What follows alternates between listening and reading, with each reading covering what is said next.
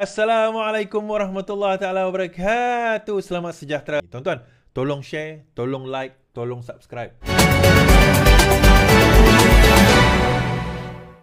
Berani tak berani tuan-tuan? Saya dah tengok petikan Papagomo, polis siasat Papagomo kes video bayangkan PM hidap AIDS. See? Polis sedang menyiasat penulis blog Wan Azri. Papagomo menulis video berhubungan video yang kelihatan membayangkan Perdana Menteri Anwar Ibrahim menghadapi AIDS.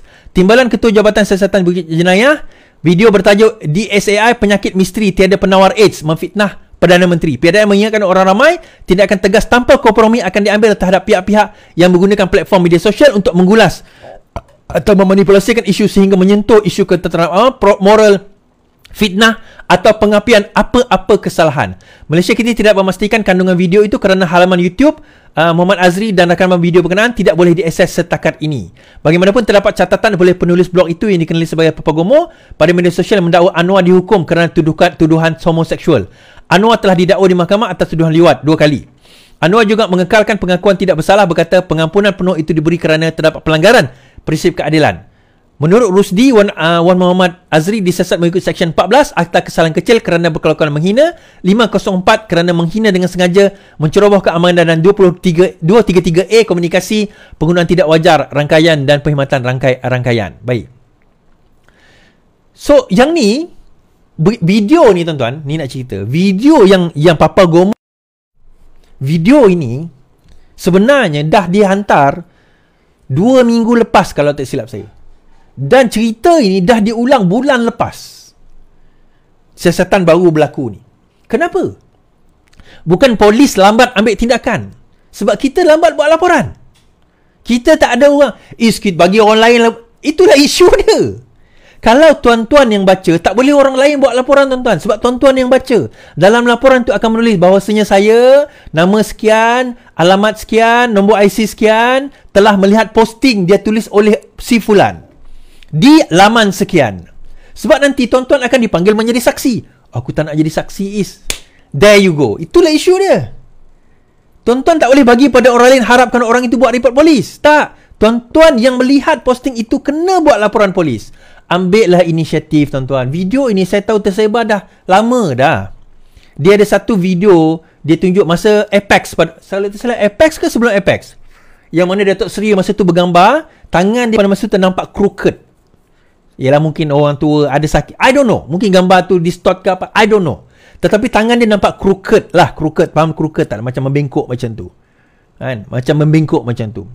Kalau tuan-tuan nampak tangan muda, lebih kurang macam tu. Mungkin juga kamera trick atau mungkin dia yang pergi edit. Kita tak tahu. Tetapi dia kata tengok. Disebabkan tangan itu ini tanda-tanda orang AIDS. Kenapa AIDS? Sebab dia homoseksual. Kan? Dia kata macam tu. Now, video itu tersebar. Orang main video tersebut. Terbaru, Salim pun dipanggil polis. Telah menginterview. Dikatakan menginterview. Okay. Seorang banduan katanya. Kan? Dan banduan itu katanya berada sama dengan Anwar Ibrahim di dalam penjara. Di dalam penjara tersebut, dan dia menjadi budak suruhan Anwar Ibrahim katanya. Kan, dia menjadi budak suruhan Anwar Ibrahim. Kemudian ramai yang percaya. Sampaikan keluar perkataan apa tuan-tuan? Pelanta. Now, bila tuan-tuan kata pelanta, bermakna tuan-tuan telah mengatakan Anwar liwat di dalam penjara. Kalau anda Islam, bermakna anda sekarang telah melakukan qazaf. Anda menuduh tanpa bukti, menggunakan perkataan pelanta dengan pemahaman itu, maka tuan-tuan menurut hukum qazaf adalah seorang yang fasik. Hukumnya berdosa besar. So apa yang berlaku? Saya ada satu video yang saya interview.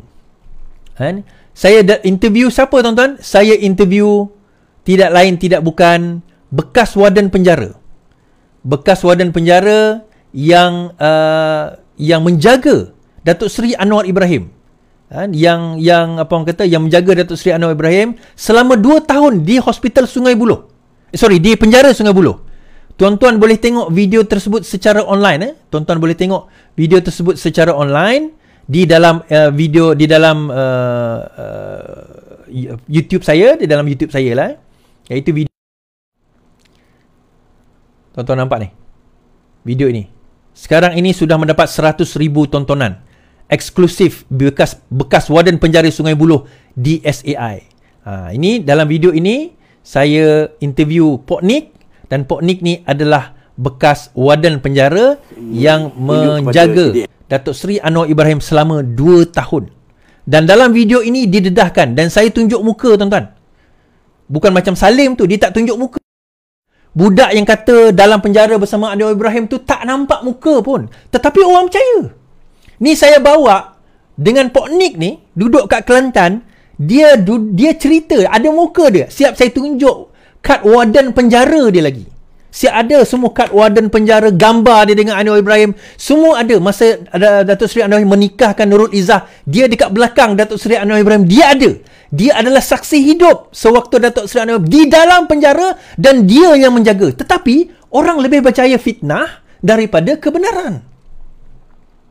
Kerana apa? Kerana mata mereka telah ditutup, telinga mereka telah dipekakkan, dan mulut mereka telah disumbat dengan kejahilan. Inilah yang Machiavelli. Machiavelli ni matlamat menghalalkan cara, spin, fitnah. Dan mereka percaya. Mereka percaya. Kerana apa percaya? Kita bawa kebenaran, dia tak percaya. Ini Allah sebut dalam Al-Quran, summum bukmun ummi fahum la yarji'un. Orang-orang kafir ni tuan-tuan, dia bawalah kebenaran macam mana sekalipun, mereka akan tutup mata, tutup telinga, tutup mulut mereka untuk menerima kebenaran. Saya bukan kata geng ni kafir, tapi itulah perumpamaan orang yang tak nak terima kebenaran ini.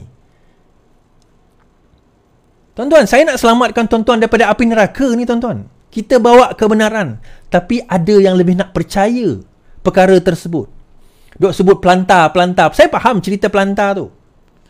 Cerita pelantar tu tuan-tuan, nak cerita. Ni nak cerita lah. Engkau orang tak tahu saya sebut apa? BLM. Anwar Ibrahim adalah banduan BLM. BLM tu apa? Dan dia, saya kata, apa yang Mamat tu cerita langsung penipuan daylight. Tetapi kenapa tuan-tuan? Kenapa dia boleh bawa cerita tersebut? Itu saya kata tadi, ada backup. Yang penting fitnah aja dulu. Fitnah dulu. Fitnah. Tak apa. Kau kena saman, kita bayar. Kita ada support. Lawyer kita ada. Berapa juta dia, kita akan bayar. Yang penting reputasi dia damage. Yang penting dia kena fitnah. Yang penting fitnah itu tersebar. Itu yang utama. Yang penting reputasi dia damage. Tetapi kita pula ni, penyokong kerajaan, penyokong PMX ni lambat bertindak. Bila ada benda tersebut keluar, kita lambat buat tindakan polis. Lepas tu salahkan kerajaan, salahkan Fahmi Fazil, salahkan Menteri Komunikasi, salahkan penerangan tak buat kerja. Tak, kita yang melihat video itu, yang tengah tengok itu, cuba rakam, esoknya terus buat report polis. Kalau boleh malam tu juga buat report polis. Boleh tak lepas ni kita buat macam tu? Kalau tuan-tuan baca komen macam ni, komen-komen yang jahat macam ni, tuan-tuan capture screen, terus buat report polis.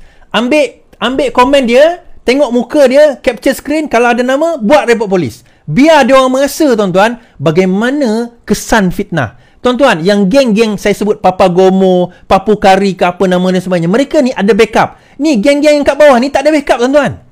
Dia masuk penjara, dia tak ada lawyer pun yang akan bayar dia apa, yang akan orang backup dia. Kalau dia kena saman, tak ada orang pun akan bayar saman dia. Tetapi geng-geng itu ada orang yang akan taja. Yang penting mereka fitnah dahulu. Ini spin doktor. Ini kerja spin. Kerja macam ni saya tak sanggup buat tuan-tuan. Betul. Lillahi ta'ala. Kalaupun orang bayar saya tak sanggup. Sebab lidah saya ni saya tak boleh nak sebut kata yang itu. Tak boleh. Saya tak boleh nak. Tak boleh lah tuan-tuan. Bayarlah jutaan mana pun saya tak sanggup. Tak boleh. Kalau pun orang kata, tak apalah kau kena saman, aku bayar kau 10 juta. Yang penting kau fitnah je. PN sekarang ni. Tak sanggup. Minta maaf. Bagi saya 10 juta tu dengan akhirat nanti, saya lebih takut akhirat tu daripada 10 juta dekat dunia. Tak apalah. Itu contoh. Tak adalah orang offer saya kan.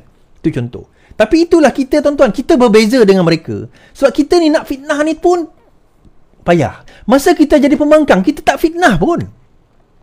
Pernah kita dengar, saya ada orang kata Iswardi pemfitnah. Pernah tak aku kena saman dengan fitnah? Pernah tak aku kena saman dengan ni Papa Gomo? Berapa kali dah kalah saman? Berapa kali dah kena saman? Cikgu Bat, berapa kali dah kalah saman? Berapa kali dah kena saman? Ni Papa Kari, berapa kali kena panggil polis? Berapa kali dah saman? Kena saman? Tetapi korang masih lagi percaya? Ratu Badak tu masih korang percaya? Wa na'udzubillah, ya Allah Tuhanku. Kita hidup di zaman sekarang ini media ini terlalu mudah. Yalah, mudah. 1.4K, 8K, 9K, 10K orang mendengar kita sekarang ni. Mudah. 10,000, 100,000 dalam satu masa, satu detik berita boleh tersebar. Fitnah pun tuan-tuan boleh tersebar dalam satu detik juga. So terkenanya siapa? Akhirnya terkena siapa? Terkena orang yang tuan-tuan fitnah tu nanti.